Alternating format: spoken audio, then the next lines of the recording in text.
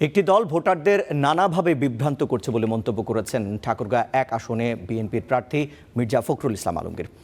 সকাল থেকে সদর উপজেলার মোহাম্মদপুর ইউনিয়নের বিভিন্ন এলাকায় প্রচারণা চালাচ্ছেন তিনি। প্রথমেই যান কাজীপাড়া এলাকায়, পরে মাস্টারপাড়া সহ আরও কয়েকটি এলাকায় নির্বাচনী জনসভায় তিনি যোগ দেন এবং ভাষণ দেন বিএনপি মহাসচিব। এতে মির্জা ফখরুল বলেন, ভোটারদের নানাভাবে বিভ্রান্ত করছে একটি দল।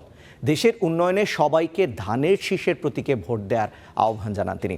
আশ্বাস দেন, নির্বাচিত হলে ঠাকুরগাঁয়ে মেডিকেল কলেজ এবং বিশ্ববিদ্যালয় প্রতিষ্ঠার, সেই সাথে কৃষি ঋণ মওকুফ সহ এলাকার উন্নয়নে নানা প্রতিশ্রুতি দেন বিএনপি মহাসচিব।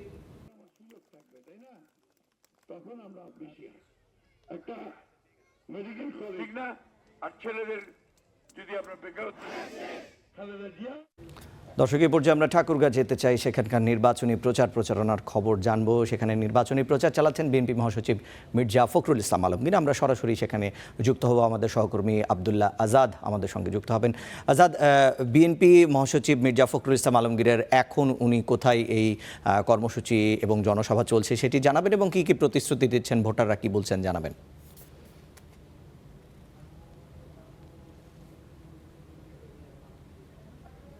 আপনাকে ধন্যবাদ।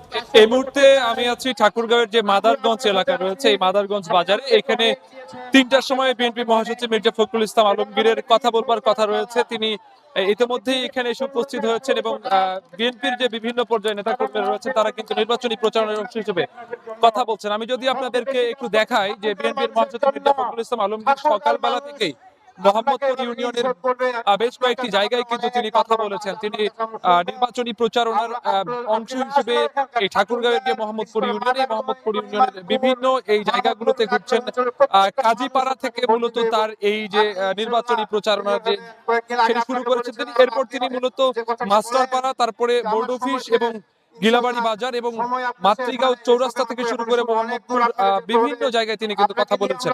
তবে বিকালে তিনি ৩টার দিকে এই যে আমরা এখন যে জায়গাটিতে রয়েছি মাদারগঞ্জ বাজার, এখানে কিন্তু তিনি কথা বলবার কথা রয়েছেন এবং তিনি এখানে এসে উপস্থিত হয়েছেন।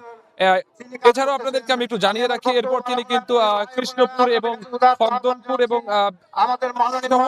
জেলার বিভিন্ন জায়গায় তিনি কিন্তু মূলত আজকে কথা বলবেন। তিনি কিন্তু মূলত প্রথম দিক থেকে তার নির্বাচনী প্রচারণার অংশ হিসেবে ঠাকুরগাঁও জেলার যে সাধারণ মানুষ, এই সাধারণ মানুষকে কিন্তু মূলত তিনি বোঝানোর চেষ্টা করছেন যে তিনি দীর্ঘদিনের প্রবীণ একজন রাজনীতিবিদ। এই ৩৫ বছর ধরে তিনি রাজনীতি করছেন।